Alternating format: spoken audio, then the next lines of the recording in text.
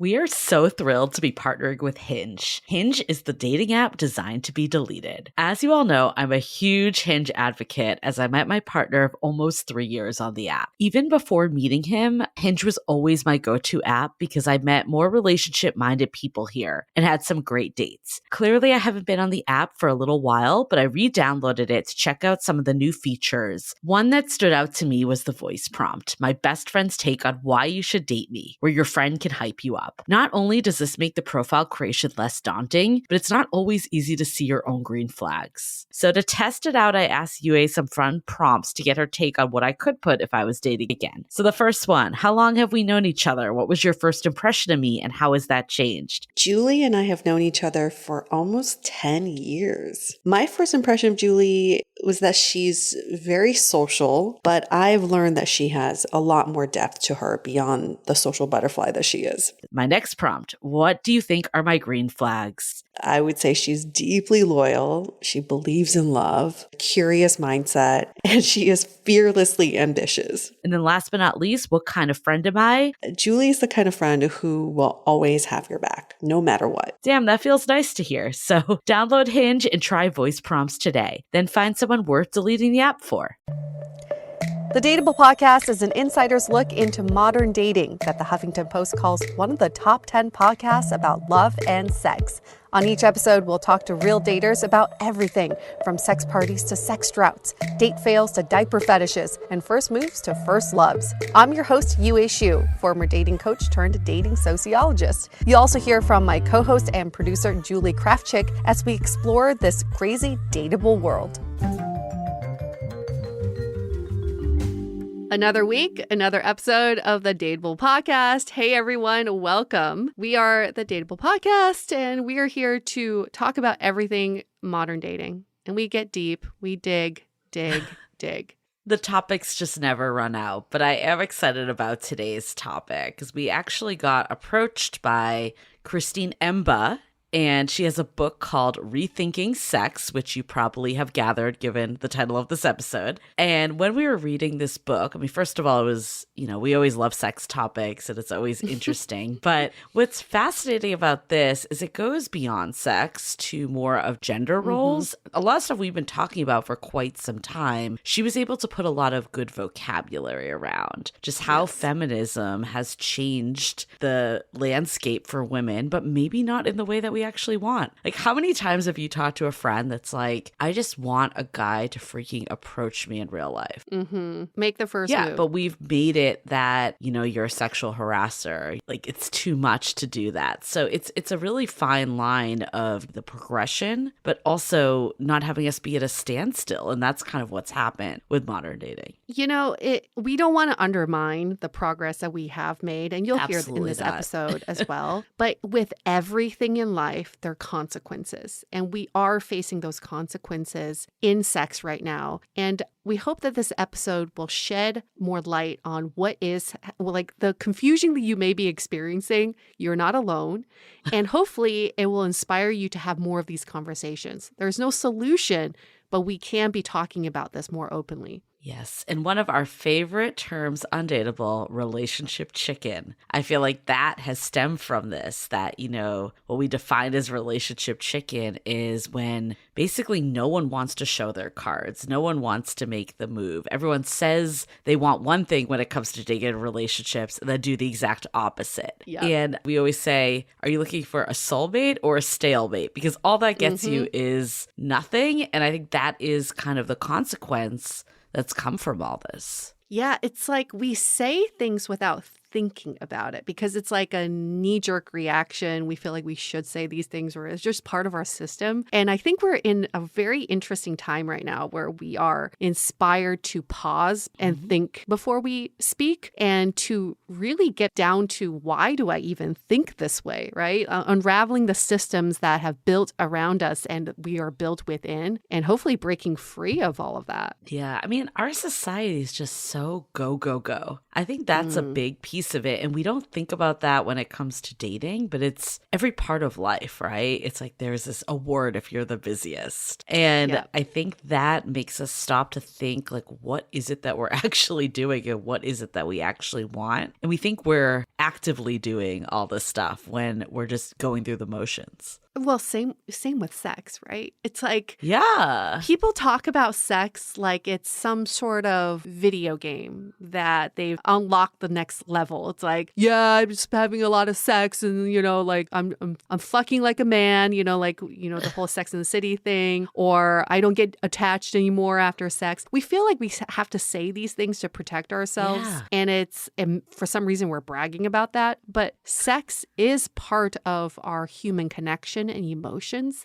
It's really hard to dissociate the two. For some reason, we've overcorrected to the other side of disassociating and just treating sex just as sex. There's so much unraveling that we need to do as a society. And again, we don't want to, you know, the advancements that we've made, those should not be undermined at all. But it's almost like we've gone so extreme that we need to course correct. Like we put up on Instagram a quote around being needy. I feel like for years you heard like that was the detriment to be needy. But I feel like when I was told not to be needy, all I did was hold it in. Like, I have the same needs. They didn't magically go away because I was told not to be needy. I just held it in, and then I got upset when someone wasn't a mind reader. And I feel like we've been taught like all this stuff to play it cool. And that's, I think, the core of relationship chicken is you don't want to show your cards. You don't want to say that you're the one with the more feelings. But I think when you can get to a point that you're just like, fuck it, that's when like things start to click, because who cares if someone thinks you're needy? Like if they're not meeting your needs, then like that's not who you want to be with. I used to preempt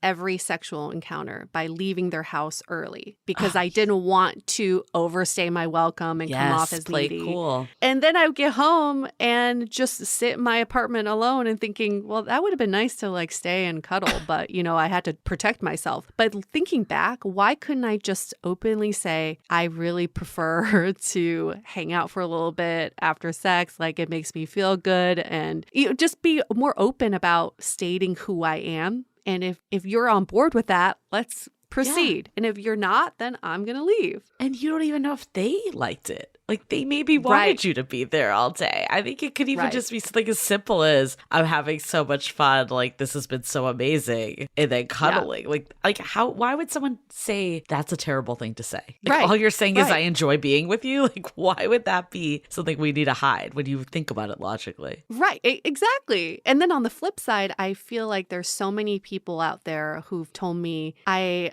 get so emotionally attached after sex that I have this no sex rule for the first 3 months or whatever, like this arbitrary rule. And now looking back on those conversations, you have to question, why set those rules without the other person in mind? You're just setting these rules for yourself. They're really based on nothing, instead of just communicating with the people you're interacting with and let them know what's going on, instead of like depriving yourself of something that's so pleasurable. And then it's a self-fulfilling prophecy. I've definitely been here before that I'm like, I'm going to hold out. I'm not going to have sex right away.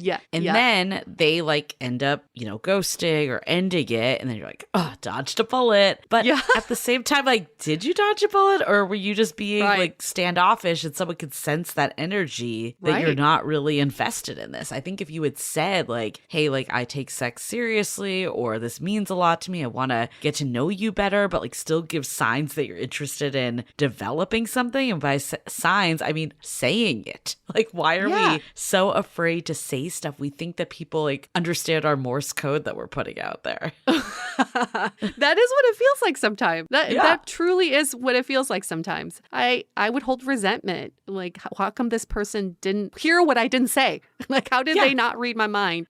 Get the signals. Oh my God. One time when I was on Match.com, this was years ago, I got an entire message in Morse code. Like it was sent, like the entire message was sent that way. And then my friend got the same one. So same message.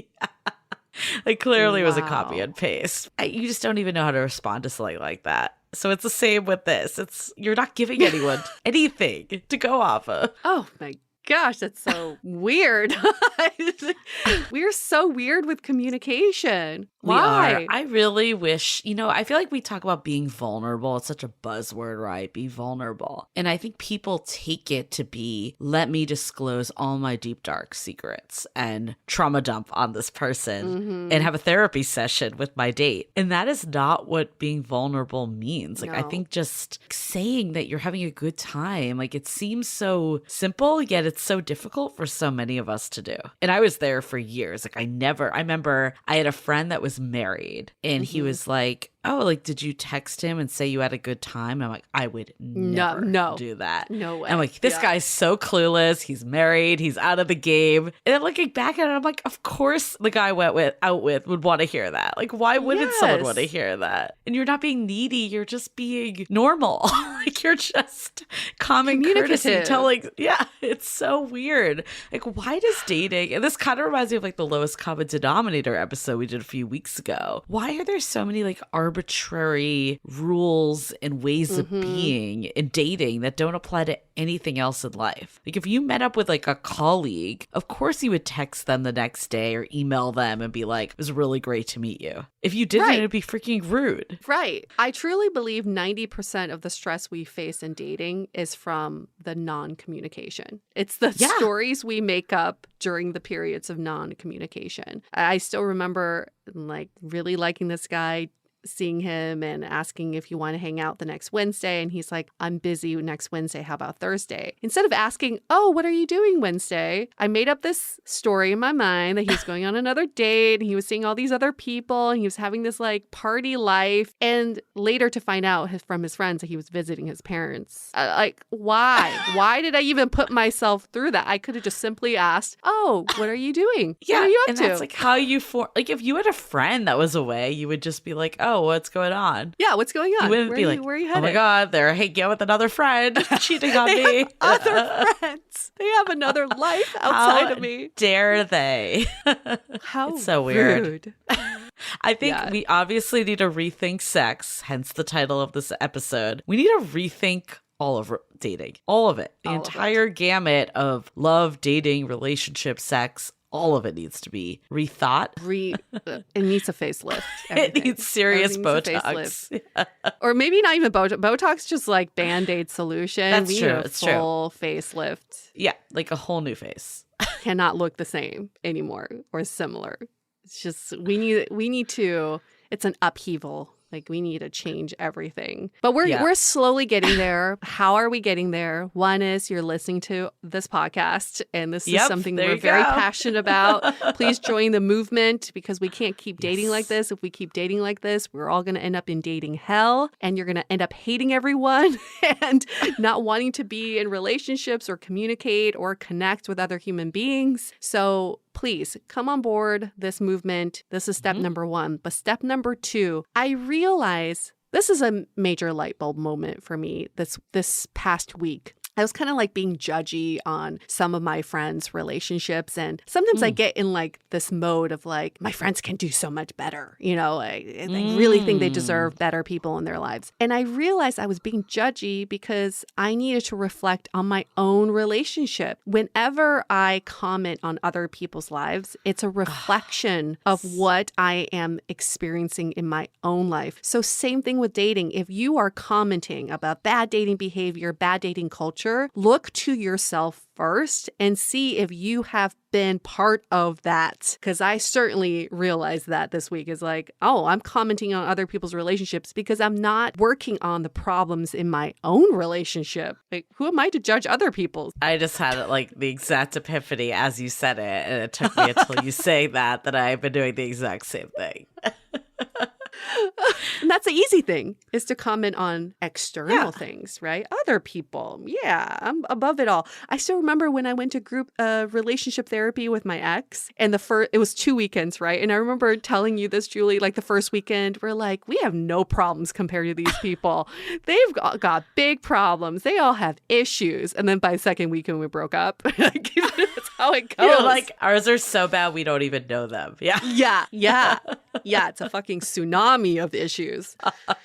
Well, that rings just too true. I feel like that is everything in life. It all comes back to us. And that's the hardest person. It's the hardest thing to face is yourself. But ultimately, that's the change. Like, that's the only real change. And I think it's easy to blame all this other stuff and to look down on people and all the external. But the hard work really does come from looking within. It does. It does. And we're going to do that in this episode. Yes, exactly. Okay. Well, before we get into this episode, at DATEABLE Podcast, that's our Instagram. We've been, experimenting with more video content. We're putting up all sorts of things lately. We have a mission. If you want to get on this movement, make sure you're following us there too, because I was thinking about this, that a lot of times, we say all this stuff on the podcast and clearly that's a great way to bring it up. But I feel like sometimes seeing something written that's like bite size, it just drives it home. So even if, you've maybe heard something a couple times, whether it's from this podcast or the myriad of other dating sources out there, but sometimes just seeing it that one more time said a different way will be like, yep, that's exactly what I need. Kind of like what UA just did to me right now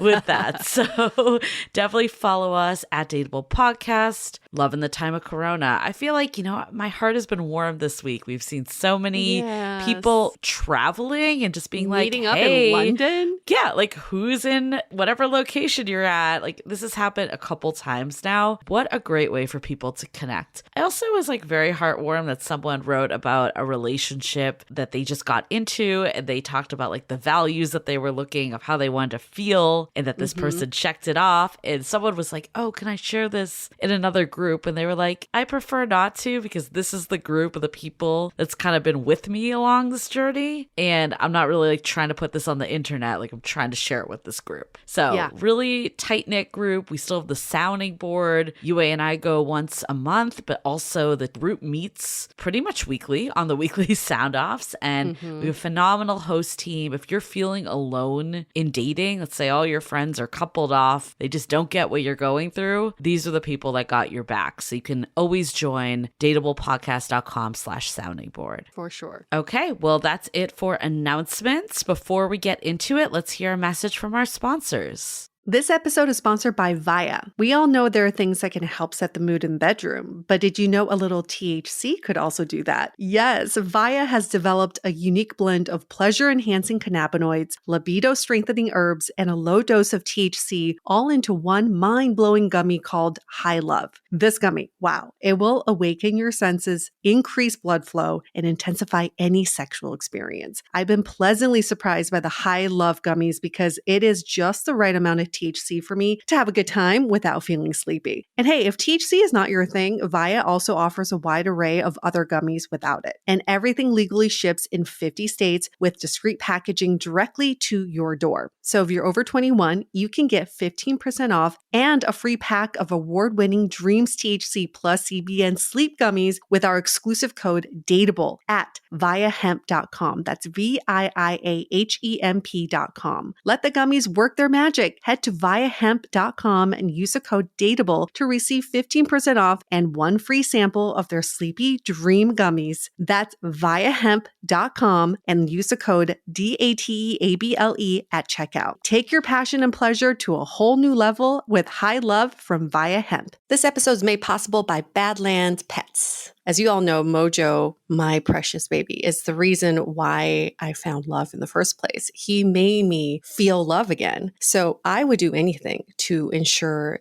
his health and longevity. And actress Katherine Heigl and I have that in common. She's helped save over 16,000 dogs through her foundation. And after doing a ton of research, she feels there's one place we can look to improve any dog's health, and that's their food. So fortunately, she found that just by adding a few special superfoods to her dog's food, she saw huge transformations in their health. So she's made a 20-minute video explaining step by step how anyone can do the same thing to see incredible changes in their dog's health. I've definitely re-looked at what I'm feeding Mojo and making sure that, hey, he only has one life to live, and I want to make sure it's the best damn life. So if you want to keep your dog healthy and happy, go to badlandsfood.com/dateable and watch Catherine's video right now. Again, that's badlandsfood.com/DATEABLE. As you know, I recently left my corporate job and I've been in total recovery mode, all about self-care. One of my new routines is the nighttime shower before bed. There's just something about washing away the day and that reflection that's been super helpful for me. I've been using one of our partners, Osea's Mega Moisture Duo. This combo body oil and body lotion are so freaking incredible. It literally feels like I'm at a spa. I realized that the secret is seaweed and other skin level ingredients that are normally reserved for face products. And that's why I was so excited when Osea became one of our partners. And, you know, we're so grateful for partners like this because one, they keep the show going, but they're also super good for all of our listeners and for our own well-being. So if you want to have that nighttime bliss like I am doing, you can get 10% off your first order site-wide with code DATEABLE at oseamalibu.com. You'll get free samples with every order and free shipping on orders over $60. So head to oseamalibu.com and use the code DATEABLE for 10% off. Let us know which products you end up going with. Share them in social. Super excited to see what you end up choosing.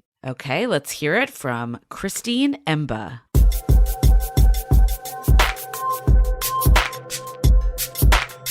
So we're talking about sex and talking about how we view sex. What is our relationship to sex, especially post the Me Too world? And what is this post-sexual revolution looking like, especially with the feminist movement and people being a little bit confused when it comes to dating, especially who makes the first move and who's doing what, basically. So we've got Christine Emba with us today. She is columnist for the Washington Post, writing about ideas in society. She's the author of Rethinking Sex. She's in her early 30s, lives in Washington, D.C., been there for 6 years, originally from Richmond, Virginia, and she's in a monogamous relationship. Hi, Christine.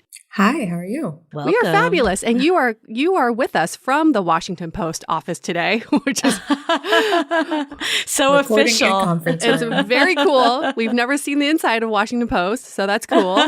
We get to see that. And then, you know, we always love talking about sex. So let's just start with that. Let's start with your own relationship with sex. What made you start rethinking sex? So as a journalist, you know, I've always been interested in, you know, kind of questions of culture and society and ethics. Actually, my official beat at the Washington Post is ideas in society, which is broad enough to be almost anything. But, you know, I write a lot about sort of gender and relationships and what we owe to each other. And obviously, I'm sort of a young woman in the world. And during the Me Too moment, I was covering that in columns pretty frequently. It was a galvanizing moment for me in a way, in that it showed that many of the problems with sort of sex and sexual culture that we thought we had moved past with the sexual revolution and even the feminist movements had not actually gone away. You know, these things were still present. Some of the Me Too cases, the, you know, high profile ones, the Harvey Weinsteins, etc., had kind of clear answers as to what was wrong. Like, no, you can't actually force your underling to have sex with you in a hotel room. Like, that's a bad thing to do.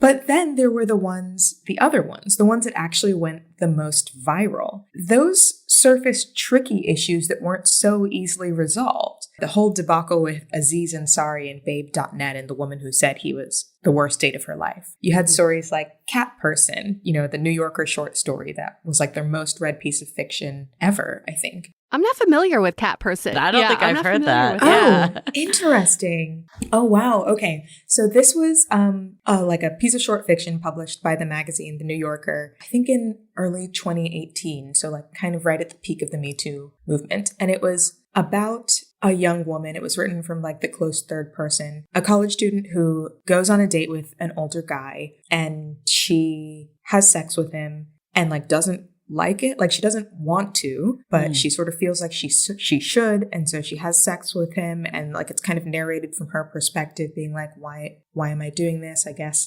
like I'm going to sort of perform this thing. And then they stop seeing each other and he sends her some sort of terrible texts at the end. And that's like the whole story. It's about a young woman who goes on a date and has sex that she doesn't really want, but she feels like she should. And so many people seem to relate to that. There were sort of floods of think pieces, tweets. I talked to a lot of people who were like, yeah, that's normal. That's dating now. This is sort of the normal experience. And a case like that, a story like that is not as clear as, Harvey Weinstein, who is a rapist. It's, it's not rape or obviously sexual assault, and yet it's not good. That is clearly not a good experience. And the fact that so many young women, were like, yeah, that's the normative experience to me. And so many young men were like, why are you so upset? Like, I don't know how I feel about this. I feel targeted. I'm very conflicted about this. It was fascinating to me because, like, if that's the norm, something is very wrong. Right. There are these issues underlying it that are causing people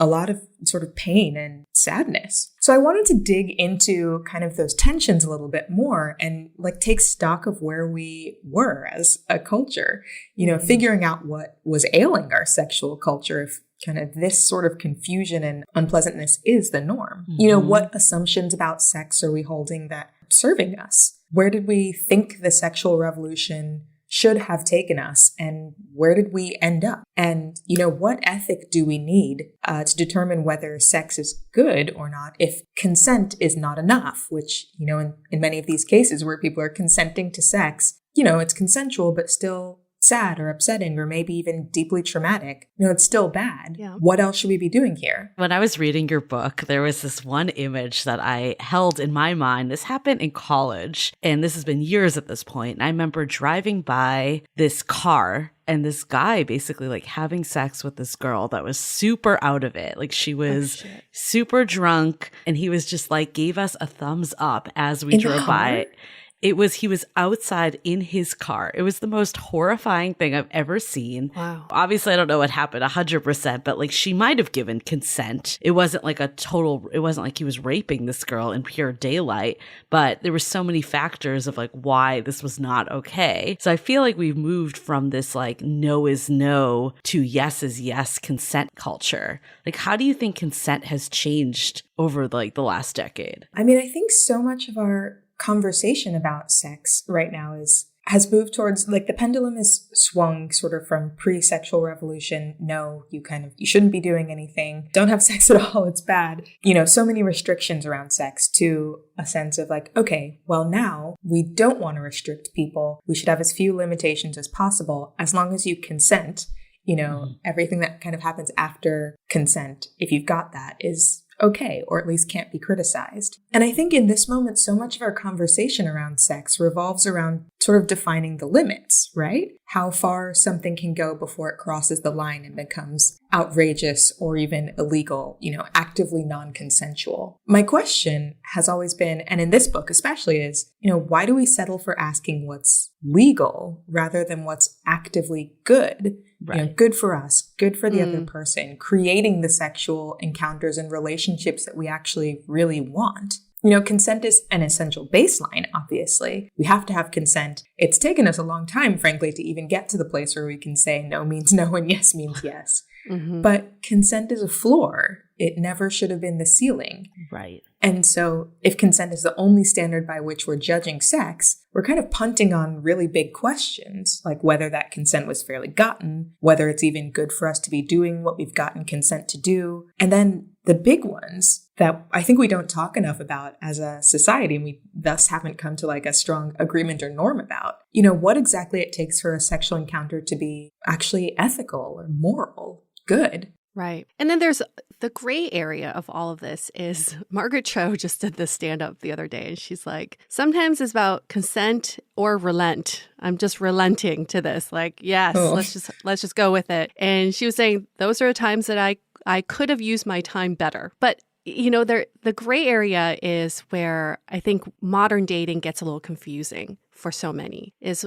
well, do I need to look for that clear sign, or who's making the first move? Who's leaning in for that first kiss? Is that okay to go in for the hug? Is there kind of a general mindset we can have around this so that we can stop questioning? Because now we're at a place of inaction. People are stilted. They are thinking, I can't make a move. I can't do anything. I'm just not going to step forward and wait for her to make the move. Is there a general thinking that we can shift around this so that we actually do something about it?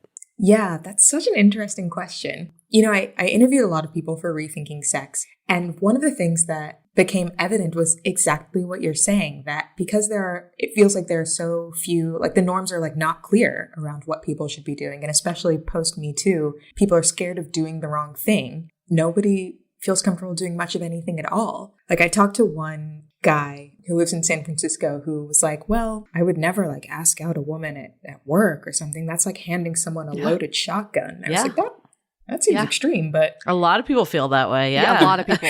Yes. Yeah. And then on the side of many women, I talk to women who are like, yeah, I'd like to be asked out, or I want a relationship. But also I've had so many of these like encounters with guys where I had sex because I thought I should and I wasn't like treated very well. And now I'm just sort of over men. Like I'm not, right. It's not appealing to me anymore. And so nobody, both sides still want a relationship on some level, but like feel kind of almost incompetent in getting there. I think one of the things that has perhaps changed or that seems problematic for dating in this moment is this idea of thinking about things sort of transactionally and in sort of a defensive legal mindset where you're trying to figure out what can I get away with without it being bad, or like what do I have to steer clear of because of fear. Yes. It's a mindset that it's not conducive to sort of meeting the other person in any way. It's fear-based and it's limiting. I think what you said, I mean, that resonates so much with, people in our community, friends of mine I've talked to that, are all for feminism, right? Like we never want to go back to the days where women are seen as inferior and just sexual objects. Like I don't think anyone is saying that. But then the outside you kind of alluded to is, did we actually get the result that we wanted from feminism? Mm-hmm. Like now we have this situation where maybe we'd want that person at work to like make a move, but they're afraid to do so. So it's almost like you actually had a quote that I love is like, we're liberated, but we're miserable. Why do you think it's an issue that, that women are now feeling like we have this feminism that's in our favor, but we're not actually getting the result we want? Yeah, I feel like that's one of the chapters in the book, We're Liberated, but We're Miserable, that people related to sort of the most. Yeah. And, it's strange. I talk about the idea of heteropessimism, which was coined by the writer Asa Saracen. And she describes it as a mode of feeling that's expressed in the form of like regret, embarrassment, and hopelessness about the straight experience. Oh. And often like one kind of performed by women, like, I wish I was not into men. Like this just sucks. Yeah. Yeah. And it's funny because this pessimism comes at like a moment when you might expect that we'd be really excited about it. We're kind of living in a golden age of sexual freedom. Yeah. The age of first marriage is rising. It's more acceptable to remain, single or have premarital sex. But the thing is, I think getting rid of the old rules and replacing them with just like the sort of lowest bare minimum norm of consent was supposed to free us up to do a bunch of things and make us happy. But without any sort of real structure or understanding of, what the aim is, what they're supposed to do, many people today feel a bit lost. Mm-hmm. I think that the question of boundaries actually becomes really important because if we're actually able to create a positive sexual norm, sort of create and socialize norms for each other, for men and women, for sort of what we expect from each other and what we want. We're kind of we can define the scope of both what isn't wanted and then lay out a space for everything that might actually be possible and sort of enough limitations that people kind of feel directed in a way. And that is something that we're missing. So then in the subjects that you interviewed for your book, where they have this heteropessimism and they're kind of giving up on each other and on relationships, what do they do instead? What's the alternative? Yeah, they just like now go for same-sex relationships? Like what happens? Yeah. I mean, honestly, I was surprised by the number of women I talked to who kind of weren't dating or were like, well, I feel more comfortable sort of not dating men or dating non-binary people or sort of exploring my sexuality in other ways because I've been hurt too many times by the opposite sex. And everybody who said that, is sort of like, I feel like this is sort of a taboo and like, I don't know, bad for feminism. Like, I feel like it's a stereotype, like woman is hurt by man, becomes a lesbian. But at the same time, that is kind of what I'm doing. And I was really surprised by that. Like, are people just giving up? Do you feel like? Yeah. Like, do you feel like they're just like not?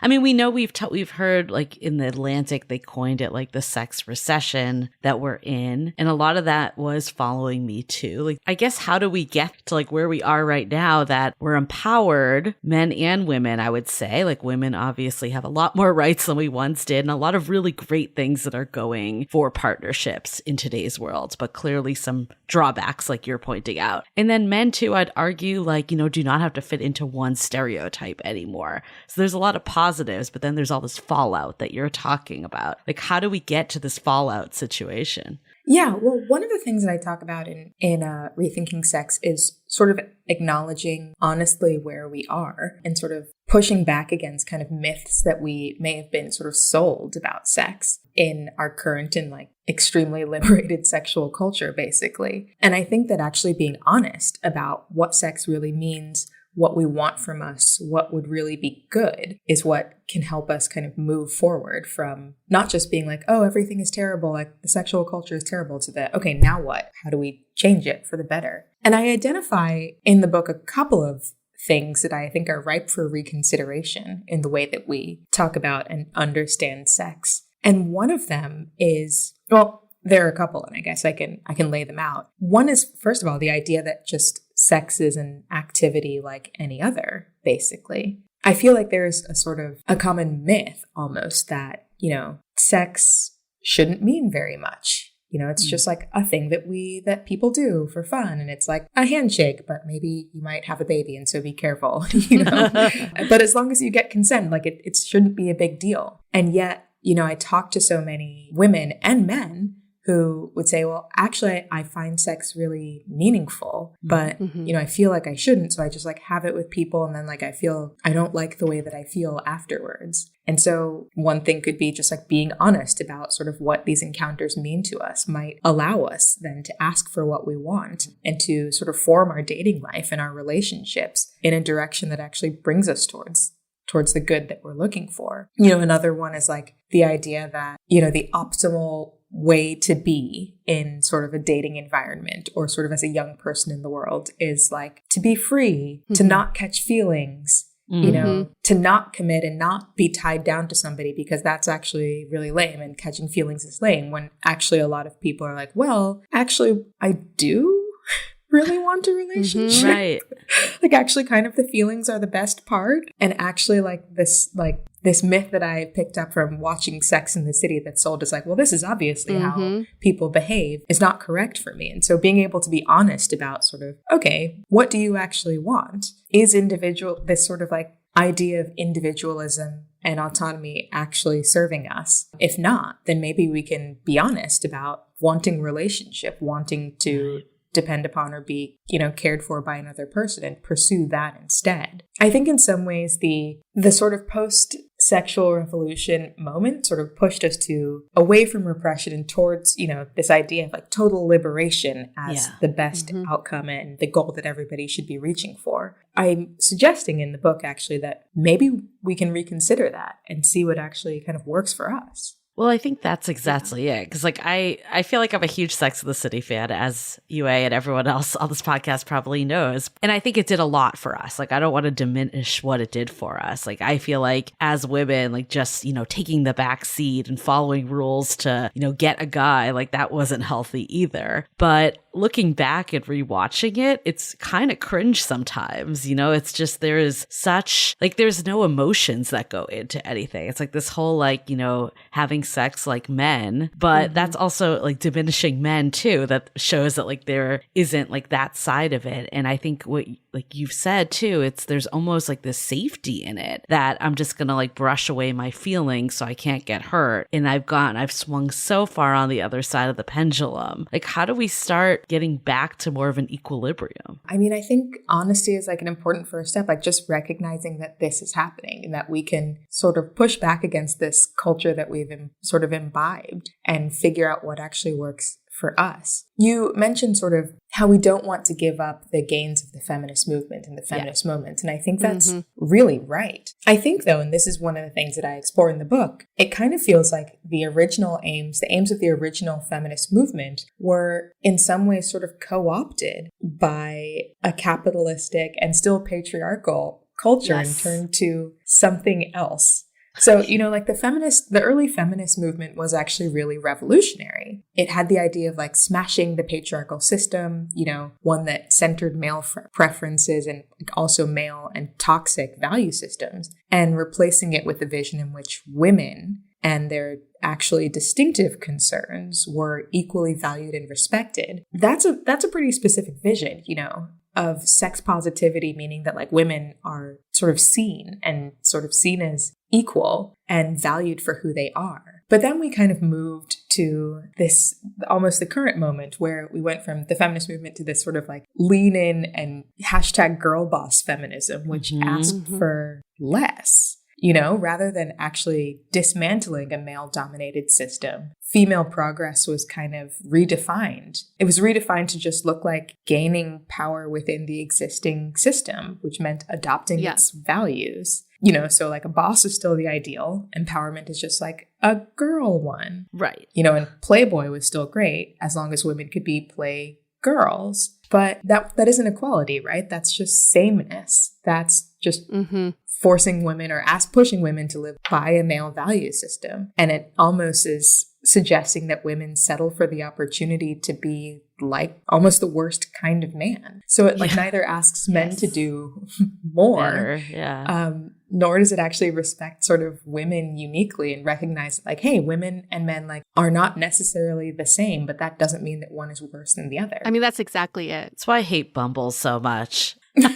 I hate Bumble so much because it's basically just putting it on women opposed to making an equal footing. Like, how is that empowering in any way? Well, I think, part of the issue is men haven't been included in the conversation about feminism. We have not asked them to step up in any way. If I'm fucking leaning in, you better fucking lean in too. And so it feels like with the new feminist movement, women are asked or actually glamorized to take on more responsibilities, to have it all. Be the mom, be the wife, be the CEO, be the boss girl, be like the stripper in bed, like be everything that the patriarch has painted for us. Yet we have not asked for men to do anything at all. And I think that's why we're in this sex recession right now, is women are asked to do so much and to initiate, to lean in every aspect of our lives. What have we asked men to do? Like just sit there? It's just kind of being confused. What do you think, Christine, is going to happen with the hookup culture? Do you think that it's something that will die down, or do you think it'll just manifest into something a little different? Yeah, that's a good question. I have hopes, but I'm not necessarily sure. I mean, I guess I'll also just tag back and reiterate kind of what you were saying. I think you're totally right. Like women were encouraged in many ways to become kind of like the worst kind of men.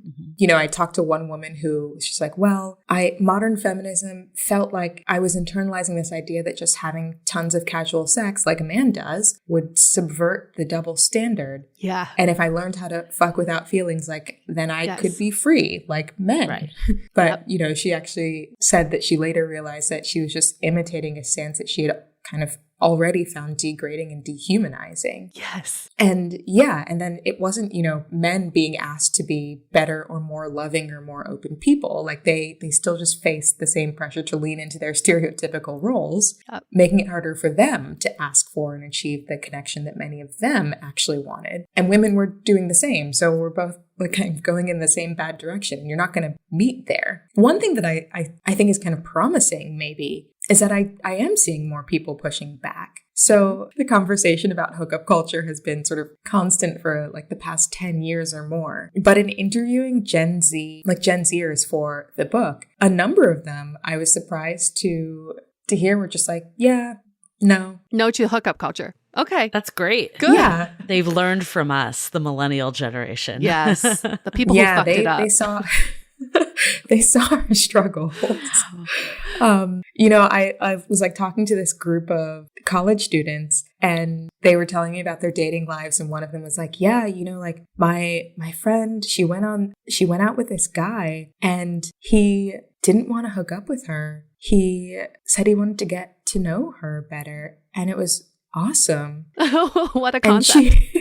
Yeah.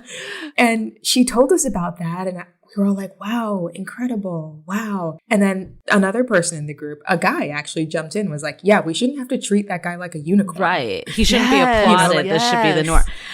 This should be the norm. It should be the norm. And so many of them, and like other people I talked to, were like, yeah, I'm just, I've tried it, and it's like, it's not for me, actually. Like, I'm beginning to find that form of feminism kind of not that exciting. And I'm interested in doing something different, whether it's trying to date people in person and relying less on apps, or, trying not to define themselves as much by sort of like their sexual activity. And I think that's hopeful. I think people will probably continue to hook up, but I think there's a little bit more awareness now that there are like other options, that you don't just have to do that because that's what you've been sold. It's definitely hopeful to hear the younger generation is feeling that way. I think like what UA and I see is like a lot of people that's been there, done that, embrace the hookup culture, realize that it's ultimately unfulfilling. And this is both men and women. I think it's hopeful to me that we've seen people come out of it. And, if anything, what a trend we actually talked about in an episode that we did last season is that people are putting less emphasis on sexual chemistry and attraction because they're almost overcorrecting for all this time that, we've been so focused on this. And it's all about like, what do I want in a long-term partner? What are all these qualities? And we were saying, that maybe that's overswinging too. Like, I feel like we keep going in this cycle of overcorrection in both ways. But I'd love your thoughts too of like, how can,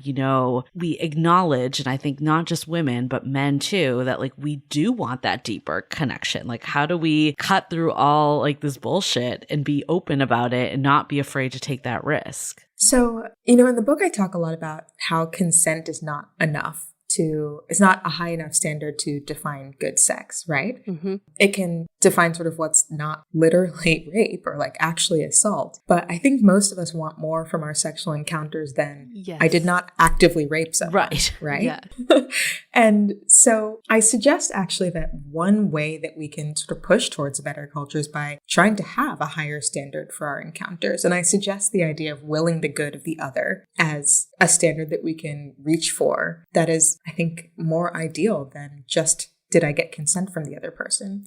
And so willing the good of the other is actually Aristotle by way of Thomas Aquinas. And it was his definition of love, but not like just romantic love, but sort of love in the idea of like seeing a person, valuing them as kind of a human being. And it implies a couple of things for a relationship if you're trying to will the good of the other, if that's your standard. Like, one, you have to have some idea of what the good actually is. So like, what does sex actually mean to you? What do you actually want from a relationship? Like, what is the good that you're reaching for? To will the good of the other person means that you are sort of putting it upon yourself to care as much about their well-being as your own. So willing their good. And that also implies then that you have to like think about them and maybe even know them or get to know them to figure out what their good would be, like what they're actually looking for, what they want, because their good is not actually the same as just like yours. Right. Like if your outcome might be like, I want to get someone to have sex with me. Okay, but that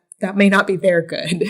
So pushing yourself to kind of figure out not just what you want, but also what the other person wants, and sort of treating them as kind of a companion in your encounter or a companion in your relationship where you're creating something together, not just someone you're trying to get something from, whether it's sex or something longer term. Seeing people as humans, not commodities, right? Which unfortunately dating apps have trained us to look at people in that way. Moving away from that vision could be really helpful and hopeful. So is that mindset of, instead of thinking, am I going to get some tonight with this person, is thinking, how can we have the best time possible, and asking the other person what they're looking to do that's positive for them? Yeah. I mean, I think not even just like having the best time possible, but sort of helping them in some way, like helping them achieve sort of their good. And I think it's kind of, willing the good of the other, I think, it sounds like a sort of philosophical concept, but it's really related to almost just like the golden rule, right? Doing unto others, something that's, sort of pretty common, but also difficult in some ways. But I think even just like the attempt to try and see the other person and figure out their good, like even if you try doing that and you fail, that's still so many steps further than just like checking off the, okay, did they say yes? Yeah. Let's go. I feel like, I think some of it too is how do we reframe what's attractive? Because, like we're talking about men at large in a certain way, and that isn't every man. Like we know from our podcast, there's a lot of men that want the same thing and equal partnerships, and to really put not this emphasis that has been in the past and to live by a new rules of masculinity. But we often find those are those men that get overlooked by women sometimes. Like, how do we start to, separate what society has fed us for all these years and like untangle that and kind of reimagine what we want living by our own rules? I think everyone says that, but it's hard to actually do it. And we're so influenced by the past and what we think we should want and do. Yeah, that's a really good question. I think it takes a lot of self-reflection, first of all, just like actually forcing yourself to ask those questions. One of the things that I found so interesting in doing research and reporting for this book was talking to people about their sexual encounters and their relationships and their dating life. And I would ask people, okay, so like, tell me about this like thing that you did. You went on a date with this guy, or something, you slept with this person. And they're like, yeah, this happened. And I'm like, okay, why?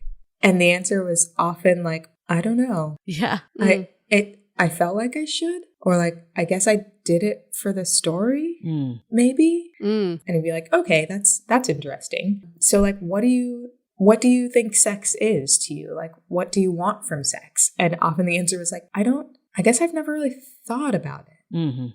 Or it would be like, oh, well, I guess actually I do want a relationship. Like I want to love someone and be loved. And I'm like, okay, so is this getting you there? And they're like, I guess not. I guess I just didn't really think about it. And so many people, I think, like don't ask themselves these questions. We just sort of like do the thing that the story tells us to do, or do it for the story, but we don't slow down and say like, what do I actually want? Right. Why am I actually doing this? Is this thing that I'm doing helping me get to where I want to go? And just slowing down and asking yourself that can be so clarifying. Well, that's interesting because we focus so much on consent with the other person that maybe we should take a moment before that to get consent from ourselves first, asking the why and do you want to go through with this? Yeah. Interesting. Let's hold that thought for a few messages. We talk about equality, and that's kind of like the gold standard. I think for, our generation that maybe has seen the fallout of the past real inequalities and then the overcorrection, and now we just want to get back to a place where it's more even. But you point out in your book that like biology might make that fully impossible. Women, clearly there's more at stake. Hetero women, or anyone that is able to have a child and get pregnant, like especially with all the abortion stuff that's been going on lately, it's like there's a lot of danger there for women that men just don't hold, or even the biological clock. Do you think that there's ever a place that we can get to true equality, or is that just kind of impossible because of biology? Yeah, great question. I mean, so in writing the book, this chapter, Men and Women Are Not the Same, almost felt like one of the more taboo sections to write, because exactly we have this idea that, well, men and women should just like be able to have sex in the same ways. Like that's the goal. Sort of this equality is the goal. But, I think that sameness and equality are not actually equivalent. And I think that if we are thinking about how to have sort of good and ethical sex and relationships, it's important to be open and honest about how people are different and like where vulnerabilities are different. And exactly as you said, like when it comes to sex, often women have, far more vulnerabilities than men, and also maybe want different things from encounters. I think we actually just need to get to a place where we can acknowledge that that's the case, so that we can then begin to ask men to take that into account, to take that power dynamic into account, because that's actually what sort of respecting women would look like. That's actually sort of how you would push towards equality, by seeing the whole person.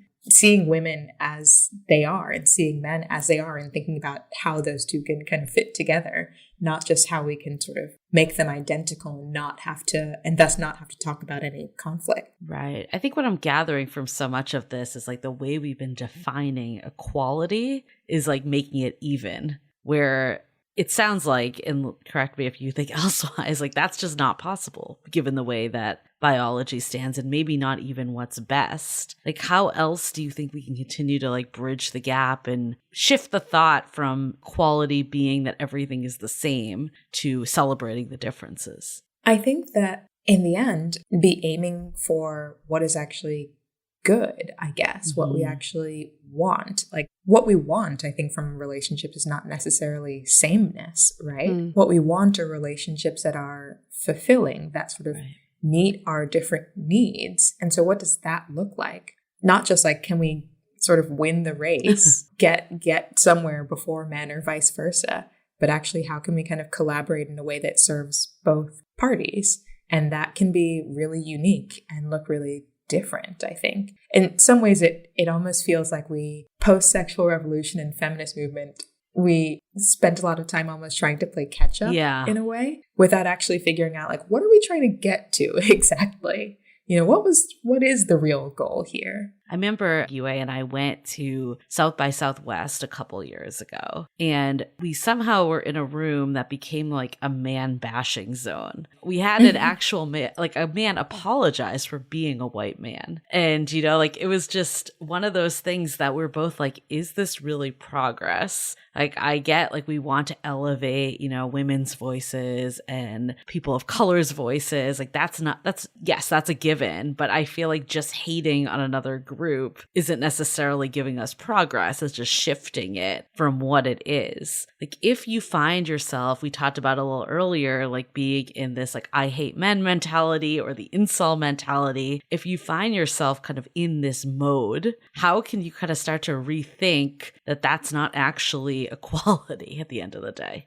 I think that again, one of the things, or the place that I think that we found ourselves in after, sort of during and after, directly after the Me Too movement was, you know, we identified a lot of things that we thought were bad and that were going wrong with our sexual culture and that we didn't like, which is important to sort of define where things have gone off the rails in some ways. And we, you know, need to get more clear on what is wrong actually, so that we can correct course. But I think we also need to begin to develop a positive definition of what we want relationships and sex and sort of our sexual culture to look like, to identify the sort of substantive goods that we are hoping for in our encounters with each other individually and sort of in our sexual culture at large. Talk about them openly so that we can sort of publicly kind of promote practices that advance them and sort of discourage practices that don't. You know, identifying the positive vision, I think, if we think about it, we're all like, okay,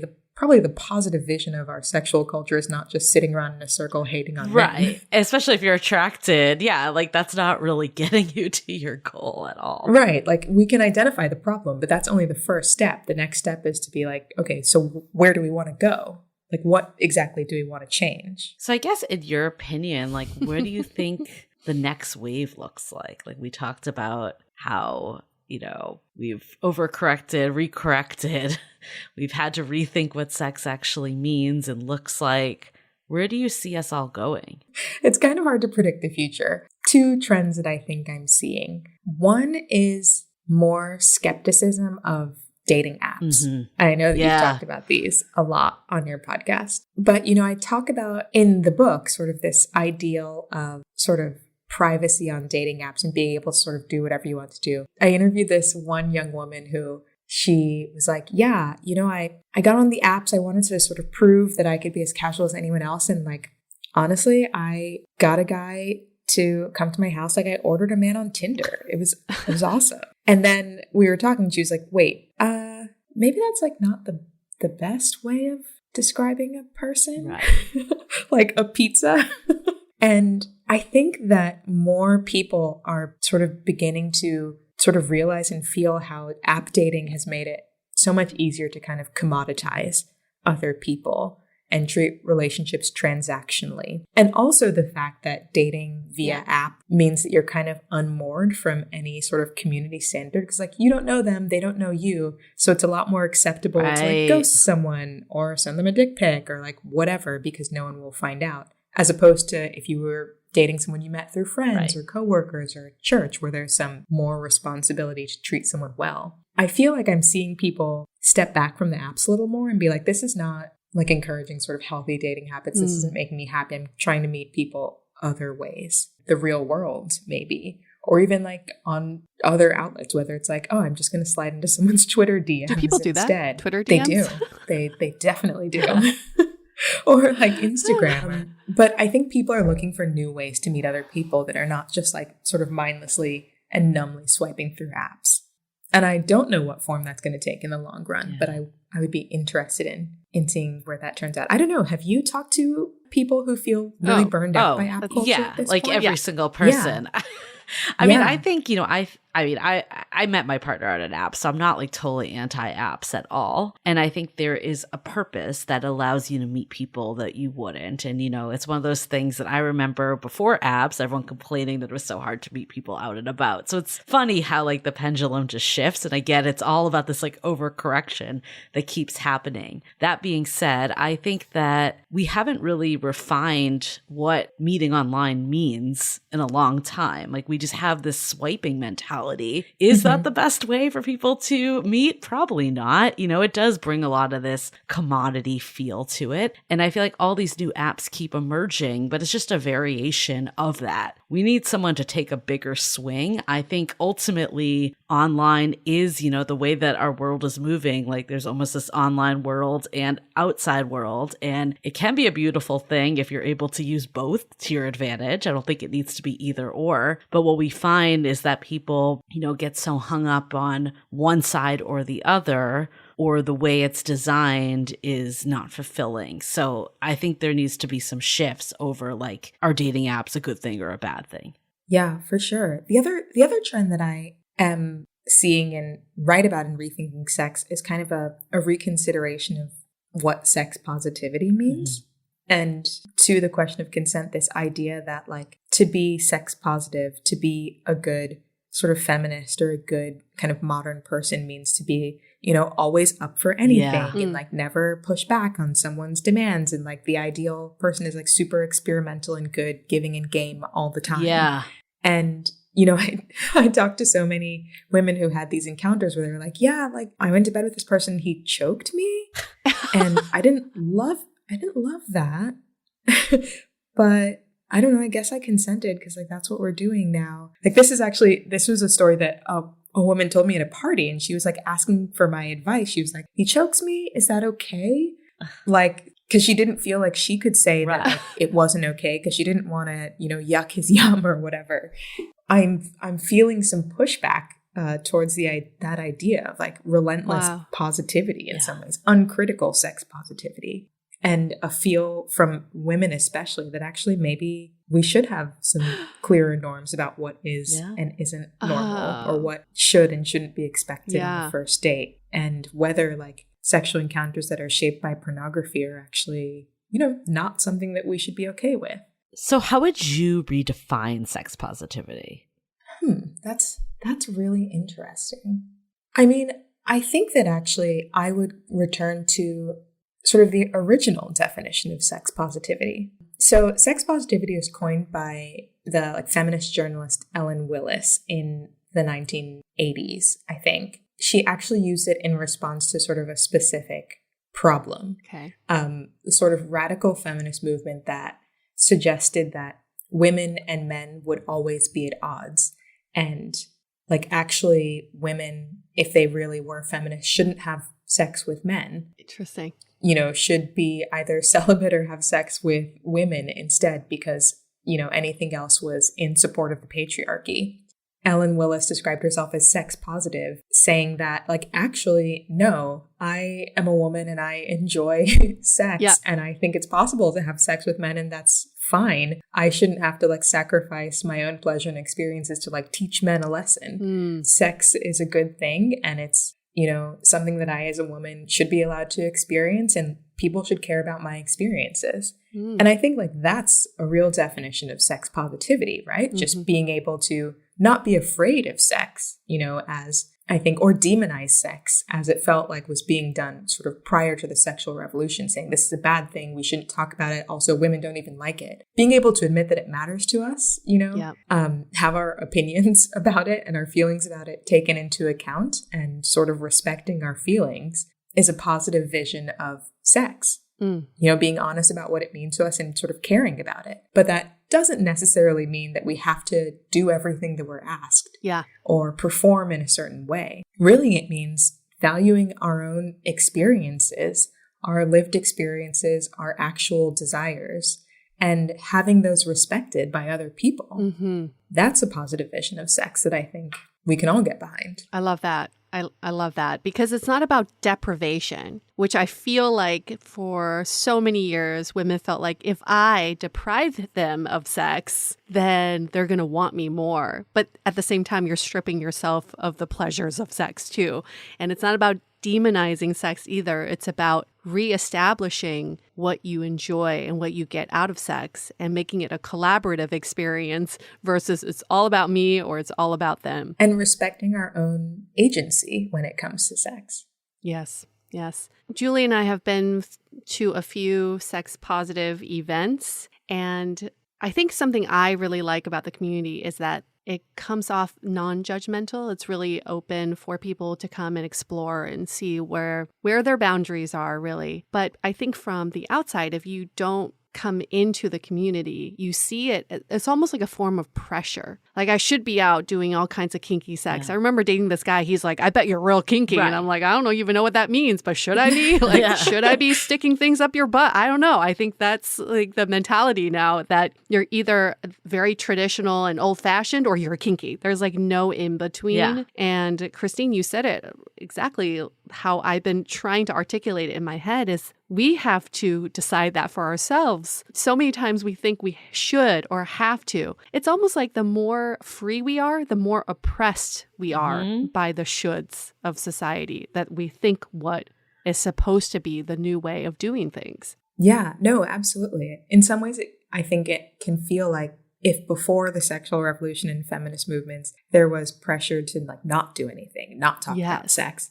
Now it almost feels for many women like there's pressure to do stuff. Like you have to be out there. You have to be sort of excited and up for it all the time. But that's also pressure, right? That's not actually freedom. Right. And what we were hoping for was like freedom to be ourselves and pursue what is, you know, good for us, not to just be pressured in a new direction. Yeah. So finding ways to like claim actual freedom will be really important. Yeah, I think this is something that we've seen with masculinity also. It's like this pressure to be alpha, because there's this vision that women like that, but then also this pressure to be super vulnerable and in touch with your emotions. It's a lot to like put on those two parallels for people. And I think like that's honestly what I'm taking away from the majority of this conversation is that all the progress has really just shifted new norms and new standards and new expectations. And I think the way out of this really is to be more liberal with our own views of it. Like, this is what I want. And, you know, I loved the exercises and kind of thought process you were taking people through, Christine, of just like taking that second to think about it. Like, we're just always being influenced by what's happening in culture, opposed to thinking about like what is actually good for us. And that is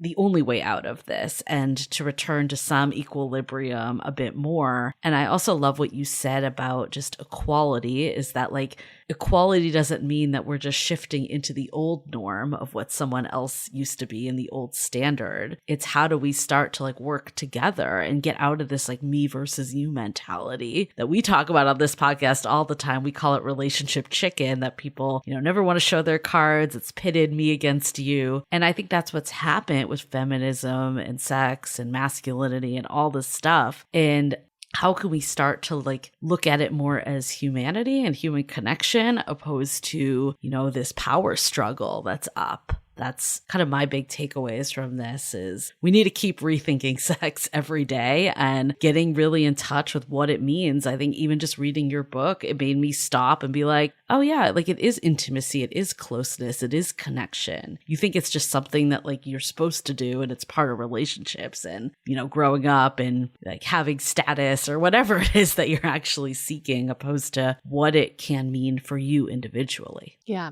Biggest takeaway is it's not about equality, it's about humanity. And you saying that basically with new feminism, we're just succumbing to the worst sort of man rings so true for me. I mean, Julie and I have talked about these stories all the time. I've had guys slam doors in my face and say, equality, you can open your own door.